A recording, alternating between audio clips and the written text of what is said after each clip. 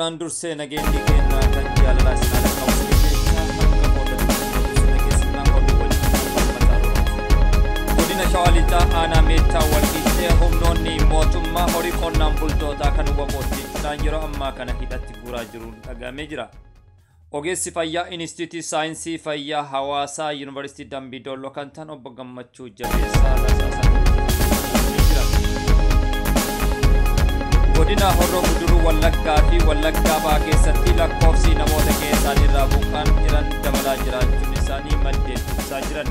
Kunniin hangafoota oduutii oduu babal'inaattis hin deebisaa oduu wajjin falmataa roorroo gara madda walaabuutiin. Godina Shawaa Lixaa aanaa meettaa walqixxeetti humnoonni mootummaa horii qonnaan bultootaa kan wabooti jechuudhaan hidhatti guuraa jiraachuu isaa maddeen agarsiisanii jiran. Babal'ina oduu kanaatiif falmataa roorroo waan qindeeffate qaba. Godina Shawaa Lixaa aanaa meettaa walqixxee humnoonni mootummaa horii qonnaan bultootaa kan wabooti jechuun hidhatti guuraa jiraachuun isaa maddeen raggaasanii jiran. Aanaa kanatti hidhaan namootaas akkana kan heddummaati yoo ta'u namoonni dhukkubsatan yaala dhabaa jiraachuu nama miseensa maatii isaa jalaa hidhame tokko OMN'f ibsanii jiran.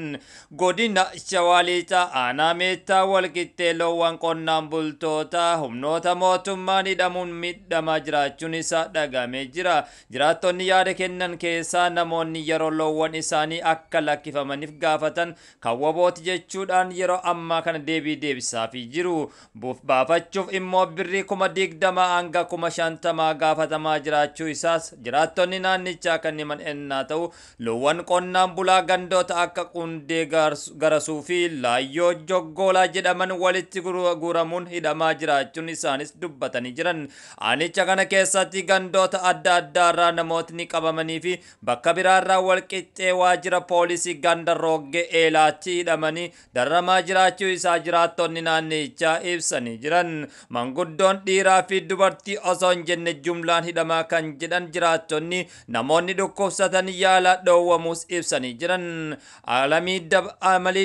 Alamii Dibaabaa fi Dirribaa Dibaabaa obbolawwan lamaan magaalaa Hoolotaa kan jiraatan torban lama kana maatii dubbisuuf deemanii caasaa wabooti jedhamuudhaan qabamanii hidhattis darbamanii jiran.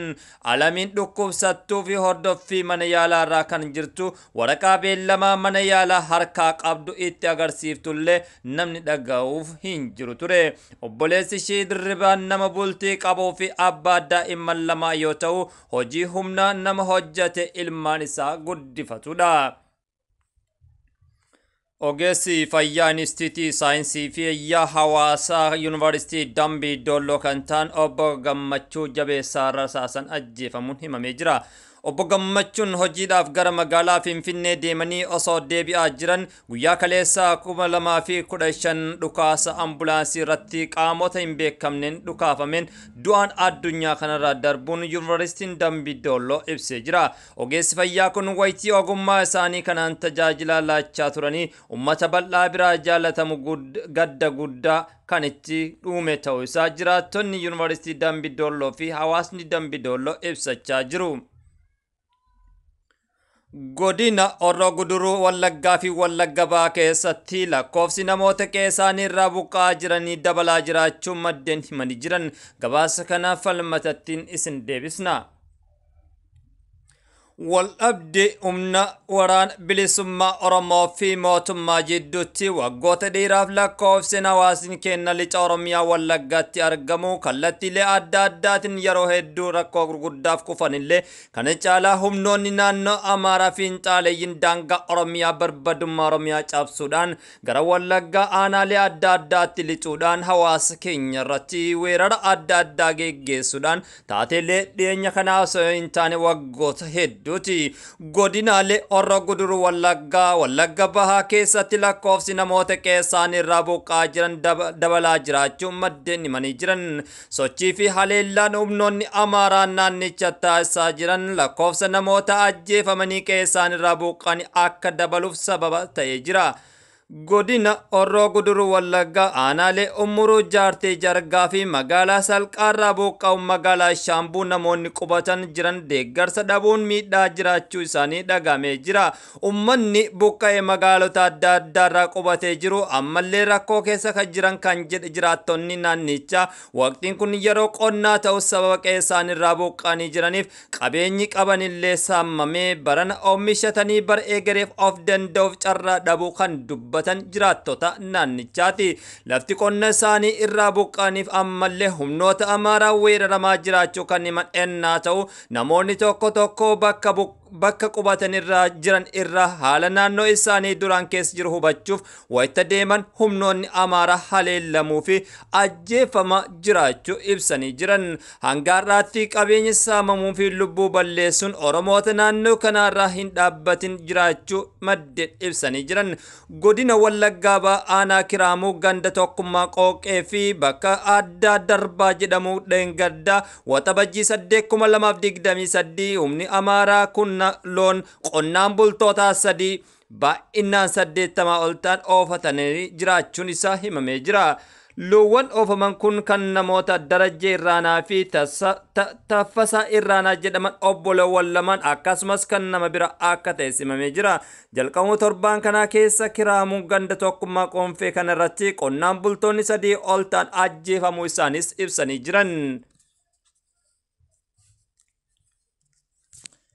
Haaluma kanaan yeroo ammaa kanatti goloolee Oromiyaa adda addaa keessatti waraana bilisummaa Oromootii fi waraana mootummaa jidduu geggeeffamaa jiruuf rakkoon ammana hin jedhamne godinoota adda addaa keessatti mul'achaa jira. Haaluma kanaan naannoo kibba bahaa Oromiyaa godina Booranaa keessattis haaluma kanaan waldhabdee mootummaatii fi waraana bilisummaa Oromoo jidduu geggeeffamaa jiruun lubbuun namoota hedduu darbaa jiraachuu isaa maddeen ni raggaasisu. Kuni kanumaan osoo jiru haleellaan adda addaa kallattiilee adda addaatiin yeroo ammaa kanatti daangaa Oromiyaa cabsamee geggeeffamaa jiru wal qabatee hawaasni Oromoo kallattiilee adda addaatiin sagalee nuuf ta'uu qaba jechuudhaan himanii jiran. Oduu gama biraatiin daa'imti dhalattuun hospitaala Hayilemaariyaam Maammoo Adaamaa keessatti hatamuun maatii daa'imman OMN himanii jiran. Daa'imni kun dhalatee hospitaala keessa osoo hin bahin hatamuun maatii jalaa dhabamsiifamee maatiin daa'ima kana ammallee yaaddoo fi dhiphina keessa jiraachuu himanii jiran. Deessuun daa'ima jalaa hatamte Adde Raabiyaa Idris jedhamti. Adde Raabiyaan rakkoo nageenya godina addaa saba Oromoo Walloo keessa mul'ataa jiru sababeeffachuun firoottan ishee Adaamaa jiraatan biratti baqatte. Adaamaa akkuma geessan tajaajila hordofu ulfa hospitaala Hayilemaariyaam Maammoo Adaamaatti argamutti eegalte. Haala kanaan osoo jirtu gaafa tokko da'umsaaf dhiyaachuu ishee itti himanii kutaa da'umsaa seentuu ishee taasisanii turtii sa'aatiiwwan boodaa nagaan hiikamuun ishee kan himtu Adde Raabiyaa Idris yeroo sanatti gogaa daa'ima dhalateerraa halluu keelloo jiraachuun alatti rakkoon homtu akka hin jirre ogeeyyiin itti himuu isii ni yaadatama. Sababa kanaaf daa'ima ishee dawaa infekshinii akka eegalu qabu itti himamus deessuun kun OMN'if yaada ishee himtee jirti. Sababa kanaaf daa'imni dhalatee wal'aansa gahaa akka argatuuf guyyoota murtaa'e hospitaalicha keessa turuu akka qabutu itti himamee ture. Haa ta'u malee jetti Adde Raabiyaan turtii guyyaa itti aanuun booda daa'ima koo kutaa yaalaa daa'immanii hospitaalichaa keessa dhabamsiifame jetti. Taateen kun torbaan 2 dura guyyaa sanbataa dura ganama akka ishee mudate ibsitee jirti. Daa'ima ofiidhaan arganii dhabuun hedduu ulfaataadha kan jettu haati kun sababa hatamuu daa'ima kanaatiin narsoonnii fi hooggantoonni kutaa da'umsaa to'annoo seeraa jala oolfamanis mucaan butame ammallee hin argamne jetti. Dhimmichi ilaalchisuun bulchiinsa hospitaalichaa dubbisuuf yaaliin godhames hin milkoofne jechuudhaan maddeen adda addaa ni raggaasisu. Taatelee akkanaa jalaa nu haa baraaru isiniin jecha oduu keenya kan qabanne isiniif dhiyeessine gara maddi walaabuutiin waan nu dhageeffattaniif galatooma.